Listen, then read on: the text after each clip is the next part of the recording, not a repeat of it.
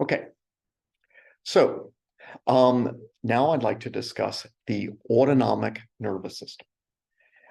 When we talk about the brain, the human nervous system is so complicated that we start breaking it into parts. One of the first things we did is say, oh, the central nervous system, the brain and spinal cord, the peripheral nervous system, here. And then there was a sensory division, which, brings sensory information to the brain. There's an autonomic division carrying, or there's a motor division carrying messages from the brain. All right. Then the motor division, we split into an SNS and an ANS. And we talked about the SNS in the earlier part of the class. In the SNS, the somatic nervous system, we are sending commands to skeletal muscle. Right. So that's one of the things we can do. Our nervous system can say, hey, skeletal muscle, I'd like you to react. Now we can send voluntary commands. All right. So I can turn my neck voluntarily, and we can send involuntary commands. If someone slams the door, I use the same neck muscles to whip around, and that's a reflex.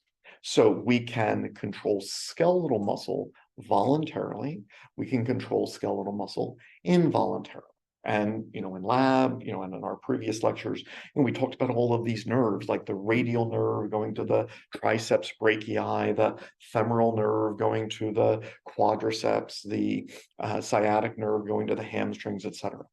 So that was the somatic nervous system, the SNS. So our motor division, how your nervous system controls your body, we can break it into a somatic nervous system, and we've talked a lot about that. Now here, we're going to talk about a second thing as well, the autonomic nervous system. Now, there's a problem is, here we are in Anatomy and Physiology 1, and we're nearing the end of the semester, all right? And so we're feeling a little burned out, we're feeling rushed, and there's the possibility you're really not listening to me, and that's okay. You wouldn't be the first class where that happens. The problem with that is, what does the autonomic nervous system control? Well, not skeletal muscle, that's the somatic nervous system. It controls everything else. Cardiac muscle, smooth muscle, exocrine glands, endocrine glands. Heck, even if we want to get into it, there are commands going to adipose, to immune cells, all right? If I were to sum up all of this in one term, what would it be? I don't know, the guts. All right, so here the SNS controls skeletal muscle. The ANS controls the guts. Now, you may not be listening to me because it's the end of the semester. I get that. All right. But if you take Anatomy and Physiology 2, what does Anatomy and Physiology 2 study? The guts. So this is much more important for your next course than some of the other things we talked about. So the SNS, maybe that's important in nursing or PTA or et cetera. But for Anatomy and Physiology 2, we keep seeing the autonomic nervous system again and again. It's that part of your nervous system that controls your heart, your digestive system, your blood pressure, et cetera. All right. So, please just try to keep that in mind, even though it's the end of the semester and we're burned out. This part is important for your next course. If I were to ask you, or what are the target tissues of these two things? Well, that's easy, even though there's a whole bunch of answer choices. The somatic nervous system, the target tissue is skeletal muscle, while the autonomic nervous system, the target tissue is everything else. All right. So I have another little video here on the target tissues here. Thanks to the autonomic nervous system, you can control your digestive system. You can control your lungs. All right, you can control the muscle that is in blood vessel linings. And then you can even send commands to adipose and immune cells. And I know that sounds weird, all right? And I don't need to get into this to a crazy amount, but the nerves here, they can actually have some weird structures. So this is just, I think, interesting. And so let me just say something interesting and then move on. We're used to neurons which like go to this place and touch it, All right, so here's a neuron that will affect this muscle because it touches it at a synapse. Well, here you can see an autonomic neuron. And notice it's got a whole bunch of little swellings here that can release neurotransmitters. And it's just it's free to move around.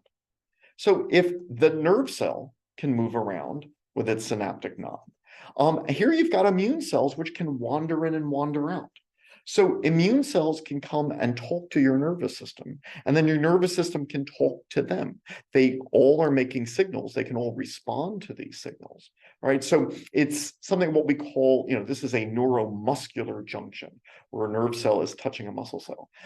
But there are also neuroimmune junctions where, once again, we've got nerve cells, immune cells are hanging out here, and messages are going back and forth. And so, if you're sick, all right, your immune cells talk to your brain, all right, and vice versa. So that's fascinating. A little deeper than we need to go, but I just wanted to mention. I'd like now to start with the anatomy of the autonomic nervous system, which is a little ugly. I'll be the first to admit that. So just bear with it. The physiology is actually, I think, a little more fun. All right, and so if you can make it through the anatomy, then it should get better from there. So first, let's just for comparison, how is the somatic nervous system different from the autonomic nervous system in its structure? Well, if this is the somatic nervous system, we have one neuron, all right, here, whose soma is either in the brain or it's in one of those ventral or anterior horns of the spinal cord. If you remember the spinal cord, the top part, the dorsal part, that does sensory stuff, the ventral part that does motor stuff. So that's where this soma lives. It then leaves the spinal cord and then goes to a nerve where it goes out to a skeletal muscle. So maybe this is the sciatic nerve going to the hamstrings or the femoral nerve going to the quadriceps or whatever. The effector is always skeletal muscle. And notice the cell that leaves the nervous system gets to the muscle. There is one neuron. This one has a soma in the central nervous system, and it gets to the skeletal muscle. All right. The autonomic nervous system is different. Okay, not only in its effectors, it's affecting everything else other than skeletal muscle, but notice there are always two neurons. All right, the neuron that has its soma in the central nervous system never gets to the effector because neuron number one has to then synapse with neuron number two, and it is neuron number two which will reach the effector organ. So where do we put neuron number two? Well, maybe you remember we have a word for that. If there is a cluster of soma within the central nervous system, we call that a nucleus. If there is a cluster of soma outside the central nervous system, we call it a ganglion. So obviously, if we need a neuron number two that has a soma, we need to put their soma somewhere. So there's going to be a ganglion associated with this. And so these neurons, obviously we could call them number one and number two, but as you might imagine, there's a fancier anatomical term. We call this one the preganglionic neuron. It leaves the central nervous system and it goes to the ganglion. This one's called the postganglionic neuron, starting in the ganglion and then going to the effector. All right.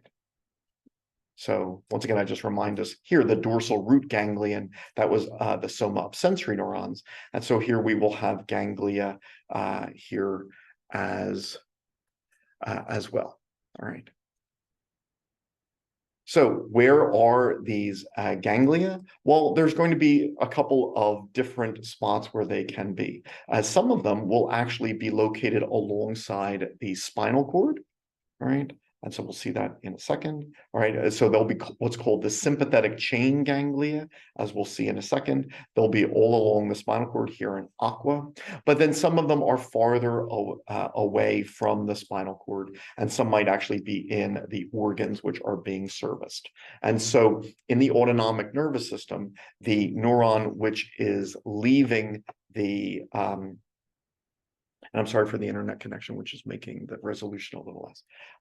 The soma, which could be in, say, the lateral horn of the spinal cord, will then produce an axon which goes to these ganglia with the preganglionic neurons. From there, we have a postganglionic neuron reach the effector.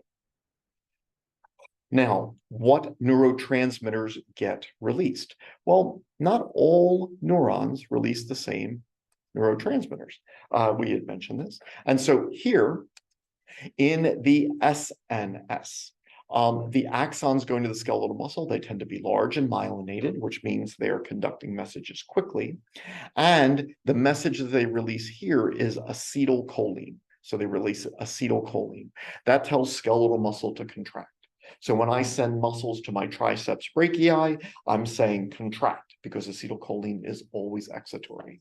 When I'm sending muscles to my quadriceps, I'm saying contract because acetylcholine is always excitatory. When I'm using the autonomic nervous system, the preganglionic neuron is myelinated. The postganglionic neuron is not. All right. And we can then vary on whether releasing acetylcholine or norepinephrine and epinephrine. All right. And they can vary on whether they are excitatory or inhibitory. All right. So the preganglionic neuron, there's going to be two halves of this, the ANS, as we'll say here. The preganglionic neuron in both halves are releasing acetylcholine. The postganglionic neuron in one branch releases acetylcholine. In the other branch, the postganglionic neuron will release epinephrine and norepinephrine. All right. Now, I'm going to say one other thing. This seems complicated. The next thing I'm about to say seems complicated, but then I'm going to say why it's super important. But these two complicated things, the question that I could ask you really isn't that complicated. So if I ask what type of neuron will release acetylcholine, cholinergic or adrenergic, you would say, oh, cholinergic, it's in the name. Cholinergic neurons release acetylcholine. Whereas one that's releasing epinephrine and norepinephrine, which we can also call adrenaline, they are called adrenergic. All right, so I get that this, you might think this is a little complicated, but if I ask you, all right, I could ask, the difference between a cholinergic versus adrenergic neuron. Cholinergic neurons release acetylcholine, adrenergic neurons release epinephrine and norepinephrine. Okay. Now, there are receptors for this. So obviously, we've talked about this before. If you have dopamine, that's the signal, but you then need, receptors for dopamine. If serotonin is the signal, then there are receptors for these. There are receptors for acetylcholine. There are receptors for epinephrine and norepinephrine. All right, so once again, preganglionic neurons are releasing acetylcholine, and then there's variation in the two halves of the autonomic nervous system on whether they're releasing acetylcholine or epinephrine. They have receptors. Now, these receptors are important, and the winter scene here, if I ask the question, is this a good thing or a bad thing? Snow, cold, ice, good or bad? Well, for some people, you're thinking, oh, that's horrible. I hate being cold. I miss all of the birds I used to see, like just cold, that's horrible. But if you're a skier, you say, yes, it's finally cold. This mountain is making snow. So the thing that just happened was the same stimulus, cold, some of you said, oh, that's great. And some of you said, oh, that's horrible. All right. So is something excitatory or inhibitory? That's really not in the message to say, but rather in the individual reacting to the message. So I could give one message, it's getting cold out, and different people could say, yes, that's great. Oh, no, that's bad. In the same way, in the autonomic nervous system, these receptors vary. So when I release, say, epinephrine, norepinephrine, or acetylcholine, what's the response? Well, it turns out acetylcholine is just the message. This cell could respond in different ways. All right. And so it turns out that there are different types of receptors for acetylcholine. Some of them are called nicotinic. All right, nicotine stimulates those. Some of them are called muscarinic. There's a mushroom poison, muscarine, that would stimulate those. So acetylcholine is a message, but different cells can react differently based on which receptor for acetylcholine they have. Do they have nicotinic or muscarinic receptors? So different cells could respond differently to the same message. In the same way, when we release epinephrine and norepinephrine, what does that do? Well, the receptors for them, the adrenergic receptors, some of them are alpha, some of them are beta, and then we're going to have alpha 1, alpha 2, beta 1, beta 2, beta 3. There are different kinds. All right.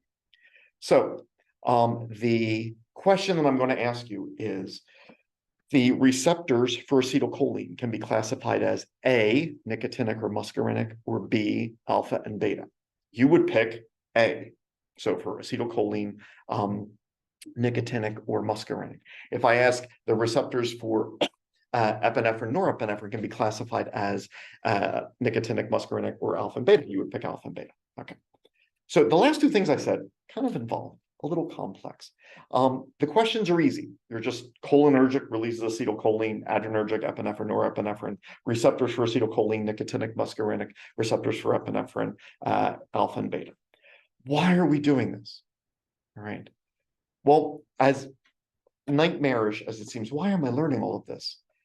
This actually makes so much of pharmacology important. So if you study pharmacology, like if you're going into nursing, what do medications do? If my guts had one type of receptor, that would make treating human disease very difficult, because the medications which affect the lungs would also affect the heart and the stomach and my blood pressure and the kidneys and everything. If there was only one type of receptor, any medication affecting some of the guts would affect all of the guts. But look at all the different kinds of receptors. Now there are heart medications which should have minimal effects on the lungs or the stomach or etc. So we have medications which will activate nicotinic receptors, act on muscarinic receptors, or alpha or beta, or be selective beta blockers, etc. And so as you can see, there are medications. I give you some examples here. Some of them are affecting some of these receptors, others. So what I just said, this little, it wasn't that much, that, there's these kinds of receptors and those kinds of receptors. That statement can now be the basis for, okay, what medications then interact with this type of receptor and what effects does that have on the body? That's huge. Okay. So we're still in anatomy, but we are almost, we're winding down. Something I don't emphasize, but I would like to mention, we can now, name some of these things. All right. Now notice the preganglionic neurons, as I mentioned, often have,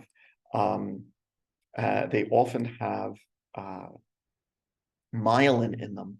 And so if you were to look at how the preganglionic neuron leaves, because it has myelin, it looks white. So you could say, oh, here's a white ramus, all right, white because it has myelin going to the ganglion. So the preganglionic neurons could have a white ramus here. You go to the ganglion, and now the postganglionic axon comes from that. If that doesn't have myelin, then that looks duller. So then that could be called the gray ramus. So the gray ramus can come out of that and then rejoin the spinal nerve. Okay. Now, there is some variability here. A little of this would be, a little bit beyond what we need to cover. So you can have, in addition to what I just described, you could have what's called splanchnic nerves being formed here. So that's a little bit different. The ganglia don't have to be right next to the spinal cord. They could be closer to the target organs. Etc. And they can actually interweave to form plexuses. All right, so the celiac plexus, the mesenteric plexus. You may remember when we studied the brachial plexus, the lumbar plexus, all these things are interweaving and it's very complicated. The autonomic nervous system can do that too. All right, I'm going to go on. That's a little more involved than we need to get. The vagus nerve carries a lot of this information. So a lot of the commands going to the guts, especially of one division of the autonomic nervous system called the parasympathetic division, going through cranial nerve 10, the vagus nerve. Okay.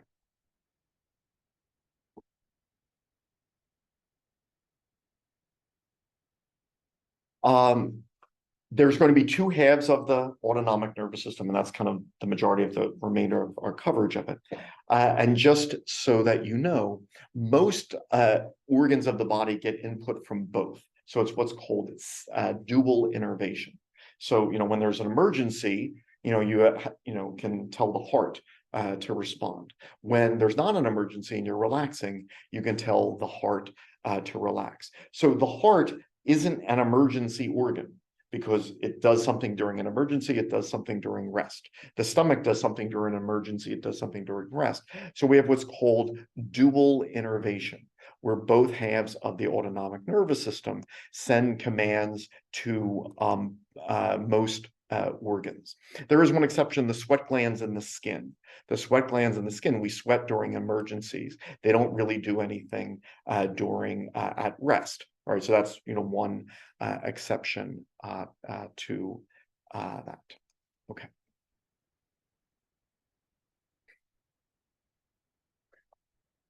Now, the end of the anatomy, and once again, the anatomy is a little challenging, and then we'll get into the physiology. I think that's more enjoyable, is to discuss the two halves of the autonomic nervous system.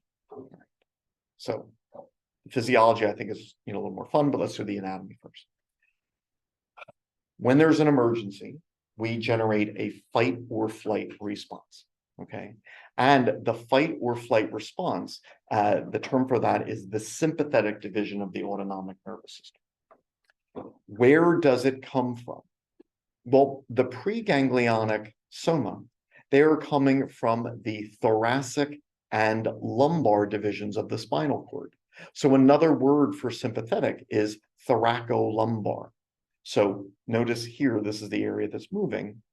It is the thoracic and lumbar sections of the spinal cord where the lateral horns are generating have the preganglionic soma. So the sympathetic division comes from there.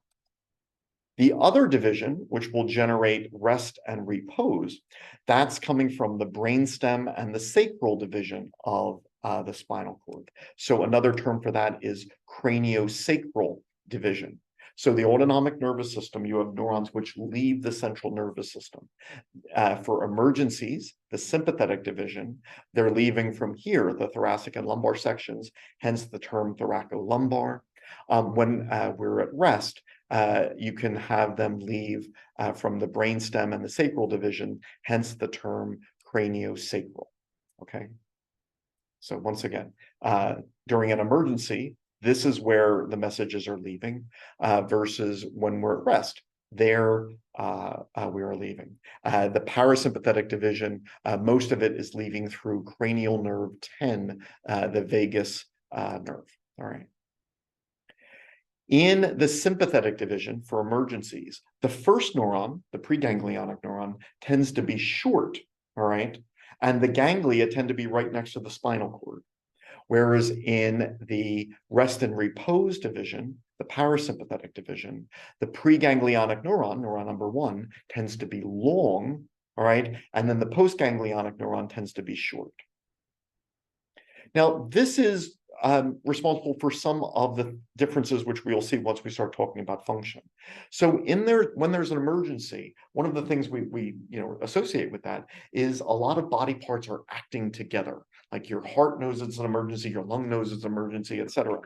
That's because the preganglionic neurons end right here, still far away from the effector organ.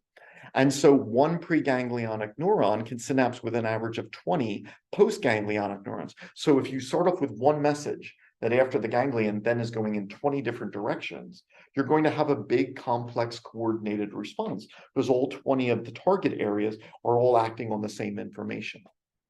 In contrast, the parasympathetic division, its ganglion is often right next to a target structure or even within the target structure. And so therefore, it tends to be very specific. All right, so we don't tend to have that complex coordinated response. So notice here, the ganglia, the pink dots, they're close to the spinal cord typically, whereas here they're farther away. In both of them, the preganglionic neurons are releasing acetylcholine. In the parasympathetic division, the postganglionic neurons are as well releasing acetylcholine. But here in the sympathetic division, most postganglionic neurons are releasing epinephrine. All right, so anatomically, there are some differences between them. Okay. One more anatomical point, and then we start the physiology. Over the kidneys, we have a gland called an adrenal gland. Okay, so kidney, adrenal gland. The adrenal gland has an outside called the cortex. It has a middle called the medulla. So there's the cortex. In the middle, we have the medulla. So here's specifically the adrenal gland. So we've got a couple of layers in the cortex. We'll be talking about them in the next chapter. And then here's the middle, the medulla. Right. So this is important, all right? But I'm just introducing this for right now. Kidney, over that, the adrenal gland. The adrenal gland has a medulla. Here is a huge, huge difference between the sympathetic division and the parasympathetic division. We are used to this. We are used to neurons touching other cells. And if you ask, who do they affect when they release their neurotransmitters? The answer is the cell they're touching at the synapse. This cell will affect this cell because they touch it. There's the synapse. Okay. So notice here we have synapses. Here we have synapses. But in the sympathetic division, there is one, there is an exception. Now, forgive me, I'd like to tell, a 30-second story, which I think helps to illustrate a very important point. There was once upon a time, I was in college, I was hiking, I was going to hike up to the top of a mountain. And so halfway along the way, I don't know, there's this big field. I decided to sit down, take in the wonder of the universe or whatever. So I'm sitting in this big field. At the edge of the field, there are these two dots, all right? One multicolored, one dark. Turns out the multicolored one's a person. The dark one was a big dog. The big dog decided that I was trespassing in its big field. And it wasn't on a leash. It decides that it's going to take care of business. So it starts charging at me. The owner starts screaming, but they're left behind now. So I watched this little dot just get bigger and bigger and bigger. When you're in the middle of a big field, there's not a whole lot that's going to go on. I decided I was just going to sit there. All right, so I just sit there and I watch this, little tiny dark dot just get bigger and bigger and bigger until this big dog comes and snaps right next to my face. All right. At that point, then the owner screaming at it, the dog decided to listen. It trots back to the owner. They walk away.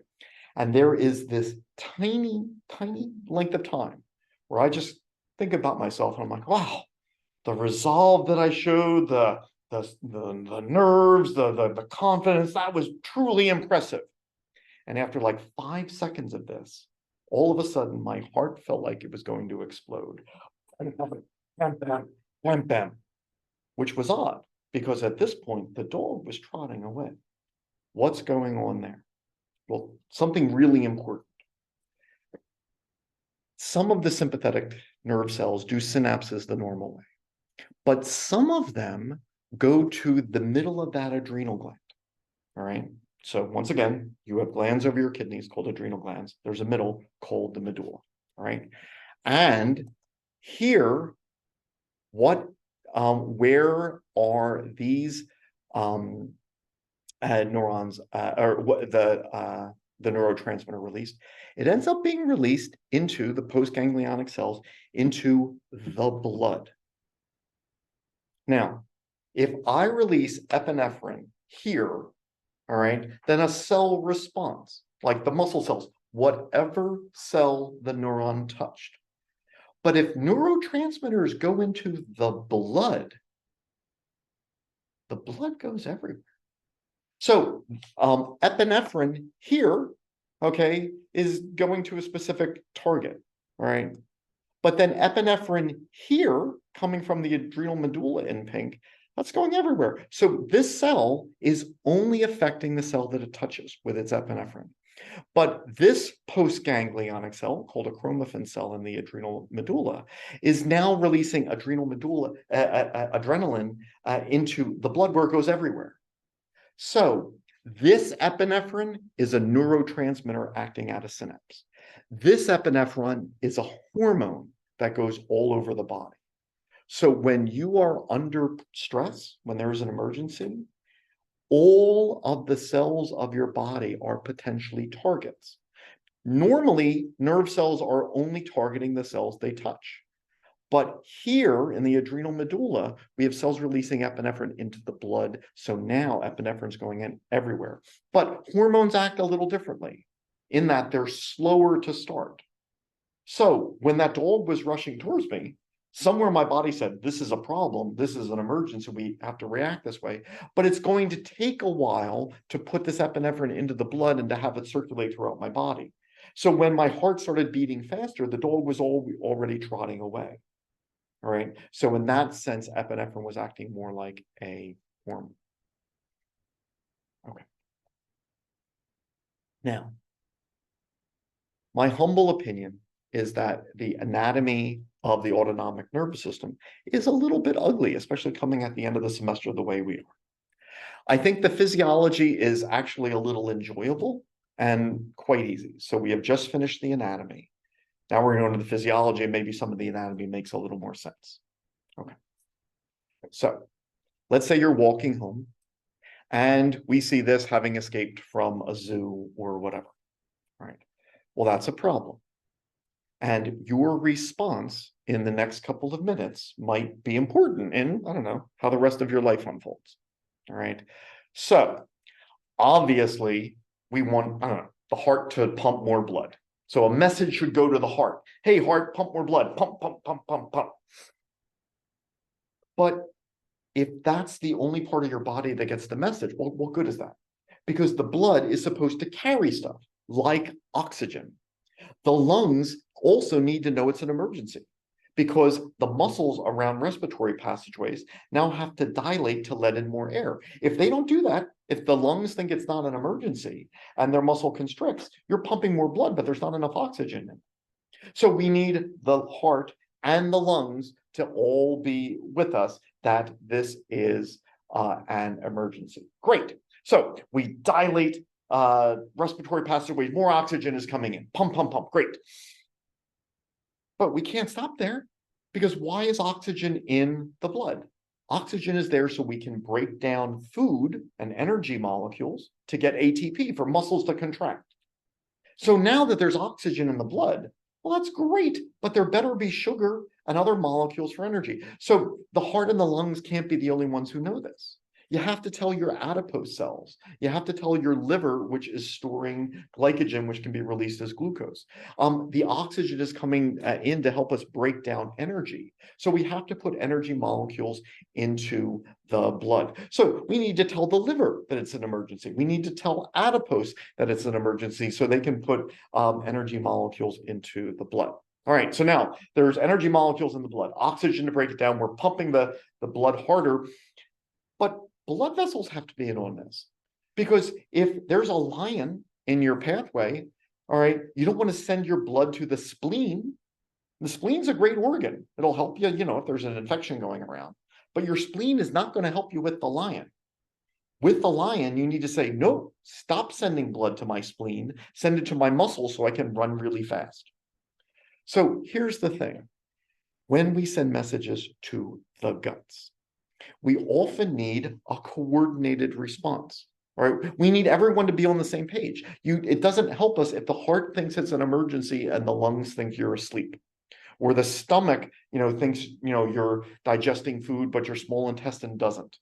Everyone kind of has to be in the same zone. So the autonomic nervous system, which controls the guts, then has two branches, because there's kind of two sets of conditions for the guts. One is an emergency or exercise.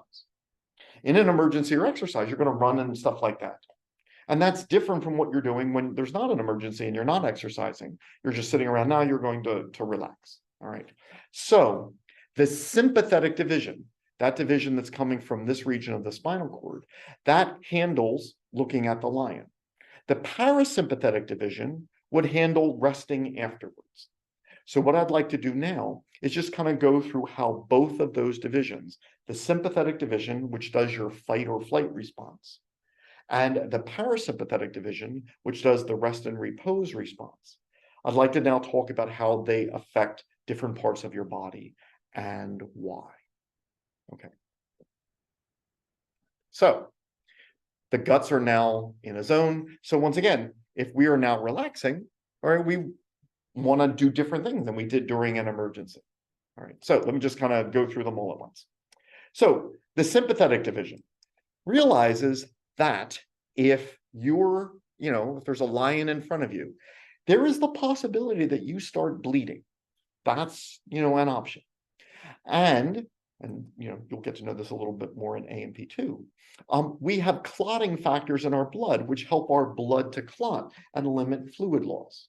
So obviously, if there's, the chance that I might be bleeding from scratches or whatever, then I can make more clotting factors. My blood can become thicker and will clot faster. All right. So that's one of the responses of the sympathetic division. Also, if I'm going to have to run or fight or something, all right, I don't want to overheat. All right, I want, like, if I have to run for a while, I just want to be able to keep on running and not overheat. And so therefore, I'm going to start to sweat. All right, so the exocrine glands in our skin, which the eccrine or sudoriferous glands making that watery sweat, will now release their sweat so that we can cool down. All right. Now, neither of those are needed with the parasympathetic division. When you're at rest, you don't really need to sweat a whole lot. All right.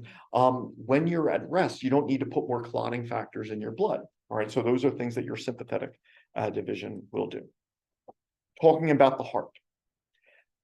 Your heart can change. It's a pump, but it's a pump that can adapt. It can change a little bit. So one of the things that can change is how quickly it pumps.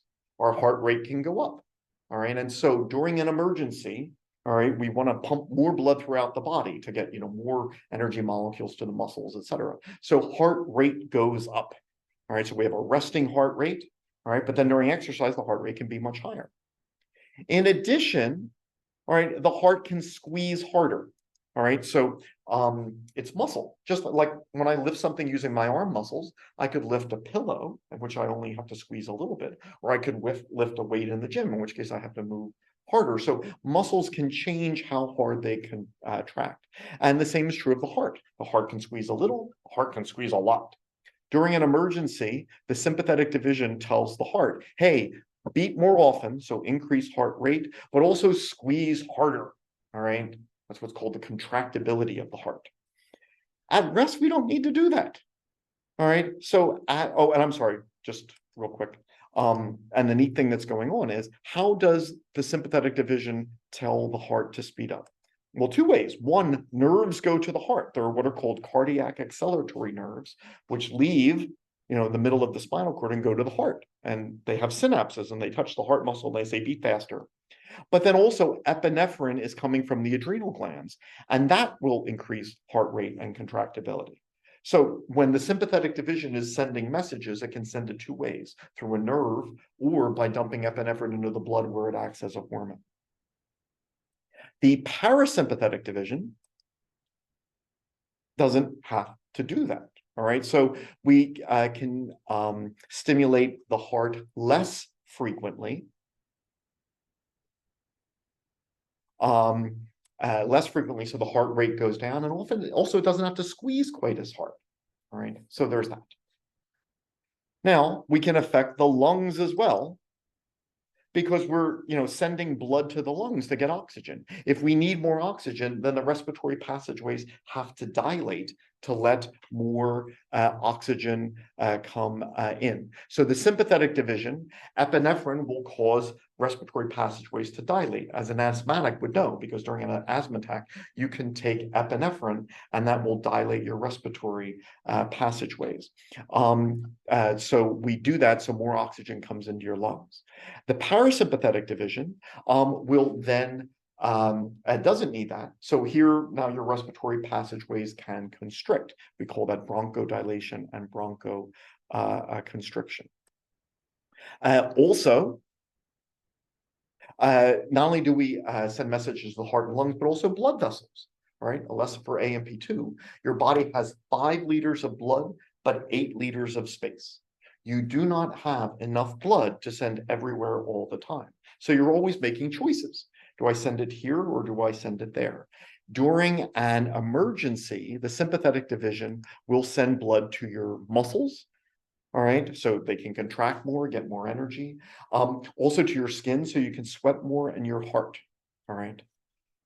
You are not sending it to the remainder of your guts. So let's say there's a lion in front of your path. All right.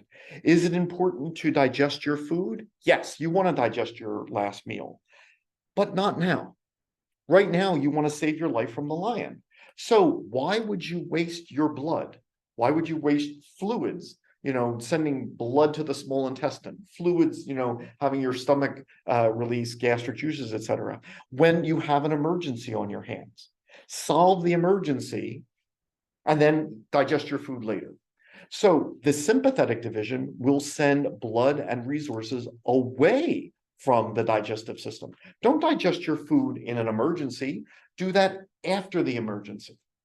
And the same thing when we are at rest. At least a fifth. Oh, and I'm sorry, just real quick. And you know that because if you have to speak in public and you're nervous about it, what happens to your mouth? Gets dry. Why? Because once again, why are you going to make saliva during an emergency? Hey, digestive system, make your fluids when it's not an emergency. So that's why the sympathetic division and stress causes that dry mouth. But under the parasympathetic division, when there's not an emergency, hey, it says, hey, yes, stomach, increase your gastric juices and your motility with your muscle contraction. Same thing, small intestine, you can make more saliva. Hey, let's send more blood to our digestive system, etc.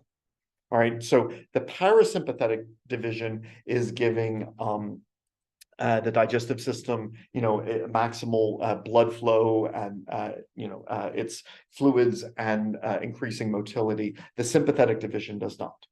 The sympathetic division is sending stuff towards muscles. And we know that because of how tense we are, right? If you're under stress, you're tense, you're like, oh, I'm under so much stress. I need a back rub, all right? All right, because if I have to run, away from the lion, like I'm going to tense up first, just getting ready for that. All right, so that's a sympathetic thing. The parasympathetic division is not sending as much stimuli to this. During an emergency, we'll change our breathing rate. We'll tend to breathe more quickly and deeper. Okay.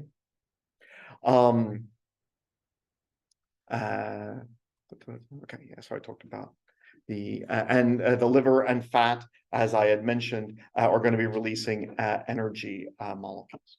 All right. Now, it is important to fight disease. But if there's a lion in front of you, not now. All right. So you can send blood to lymphatic structures. All right. Like lymph nodes and the spleen and you can give them lots of energy. But, right now during the emergency, you shouldn't do that. So your sympathetic division sends blood and resources away from your lymphatic system.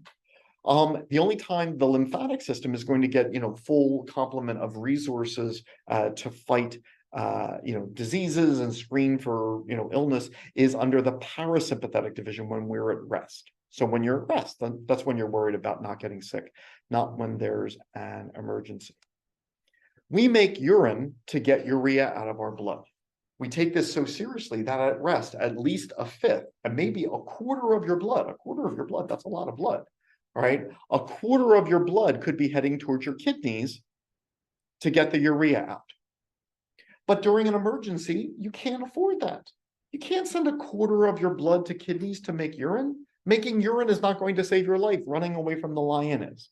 So the sympathetic division sends blood away from the kidneys. All right, the kidneys are only going to get their maximal blood flow when it's the parasympathetic division enabling them. If you're running away from the lion, is this the time to notice that someone on the other edge of the field looks rather attractive? It is not. All right. When an emergency, you should not be fooling around. You should save your life and then fool around. All right. So the sympathetic division will once again send blood away from the reproductive system. So a man would have difficulty in having an erection of the penis because blood is being directed away from the penis. A woman would have trouble lubricating the vagina. Blood is being directed away from the vagina. Also, with less blood and energy going to the reproductive system, we would release fewer hormones like those affecting libido. You would be less interested in your partner, all right, during an emergency. When you're like under this huge amount of stress, all right, don't be thinking about your partner, be thinking about how you get out of this emergency. And so a lot of our systems of the guts are things that we are maximally innervating when we are at rest. So at rest, the parasympathetic division is focusing on the immune system, the digestive system, the urinary system, the reproductive system. During an emergency, that is not helping to save our lives. So the sympathetic division is directing blood and resources away from the immune system, the digestive system, the urinary system, and the reproductive system. Okay.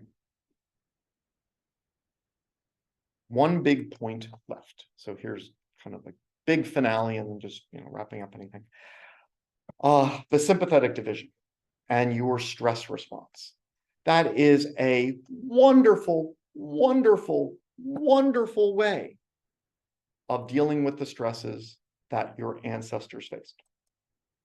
It is a horrible, horrible, horrible way to deal with the stresses that you face. And whether we care about ourselves, our loved ones, or patients that you're sometimes dealing with, all right, this becomes an important issue. All right, so here just, earlier humans, that was Homo erectus running there. They lived a tough world, all right? Our ancestors, lions in front of their paths, that was a reality. There were big cats, there were big bears, and etc. All right. And so they frequently had scenarios like this. Now, if you meet a crocodile, if you meet a bear, or if you meet a cat, here's the thing. This probably isn't going to take that long, right? You meet a lion, this situation is going to resolve itself one way or the other in like 10 minutes, right? This is not going on forever. And so your sympathetic division was kind of designed for that, all right? These short-lived stresses that your ancestors faced, which would require a lot of muscle. You're going to fight hard. You're going to run fast. Okay. So this fight or flight response, that's its origin. Our ancestors dealt in a rougher world. Stresses were different back in the day. There were things with big teeth. Right? When you were hungry, you didn't go to the store or the refrigerator, or had to go and kill something that had horns or antlers or something. So stresses were different back in the day. And that's what the sympathetic division is meant to deal with. We now live in a modern world, but we respond to modern stresses with this ancient system. What are modern stresses? Well, it could be like, if you work in retail, the holiday season is coming up. That may be stressful. Finals week is coming up. That's stressful. All right, maybe you're going into a 2-year nursing program or a 2-year, physical therapy assistant program, et cetera. That's stressful. Maybe, you've got trouble at the job, with your boss being difficult. Maybe you've got problems with your partner. These all have in common in that they last longer than 15 minutes. The sympathetic division is designed, hey, for the next 15 minutes, you know what we can do? We can say shut down everything else and send all that we've got to the muscles so that we can run and we can fight. So all of these are really helpful. We're releasing glucose into your blood or from molecules from adipose. That's energy for the muscle. All right, increasing heart contractions, et cetera. That's good. So your ancestors, they benefited from that. But what does that do to us? If I'm under stress because I'm, going into finals week and I'm putting a lot of glucose into my blood or releasing lipids from adipose, well, that's increasing my risk of weight gain, all right, and of heart disease and diabetes. Chronic stress is a problem because we deal with chronic stress with an ancient system that was meant for 15-minute encounters. So that's bad, all right? Now, if I'm increasing heart contractions, dilating respiratory passageways, blood becoming thicker, a defense against bleeding, that's great when I fight the lion. But in modern stresses, now I have high blood pressure. I'm just sitting typing my term paper, but my heart is really, really squeezing. My blood is thicker. I'm typing a term paper. I'm not going to be bleeding. I don't need to clot. And now the fact that I've got thicker blood with more clotting factors, I'm more likely to suffer a heart attack or stroke. Okay? I am sending less blood to my digestive system, my urinary system, my immune system, my reproductive system. And if I'm sprinting away from a lion, that makes perfect sense for 15 minutes. But if I'm going to do this all finals week or for the next 2 years in the nursing program, I'm going to have problem digesting my food because I'm not trying to do it as well as I could. I'm going to get sick more, all right, because I'm literally sending blood resources away from immune structures. My ultimate risk of cancer might go up because I'm not screening for cancer the way I otherwise would. I might be less interested in my partner. I might be less able to physically be intimate with my partner because I'm sending blood away from the reproductive system. So for both men and women, that's a problem. So other things, I'll sweat more when I'm under stress. So if you have to give a presentation at the job, if you're sweating profusely, that might be an issue. You have a dry mouth, you seem really tense. You don't need tense muscles before you give a presentation. You're not going to be sprinting. So the autonomic nervous system. This is a wonderful, wonderful way to deal with old stresses, the ones your ancestors faced. But it's actually a lousy way to deal with many of our modern stresses. And so whether it be problems that we have or our family and loved ones have, or if you go into healthcare that a lot of your patients will have, it will be of chronic stress and overuse of the sympathetic division, all right, which was not meant to be this long-term response, can have all of these negative responses. Okay. So in summary, your brain and spinal cord send commands in what we call the motor division. It controls the rest of the body. Now, it can control skeletal muscle, and we had a name for that, the somatic nervous system. But in addition to skeletal muscle, we can send commands to everything else, called the autonomic nervous system, or ANS. Now, because we want our guts to be synchronized and coordinated, we can split it into a sympathetic division, which handles the fight and flight response, and the parasympathetic division, which handles the rest and repose response. I've gone through the anatomy of these and how they affect the different systems of the body, and then also the negative effects of chronic stress, as the sympathetic division has these long effects on the body. If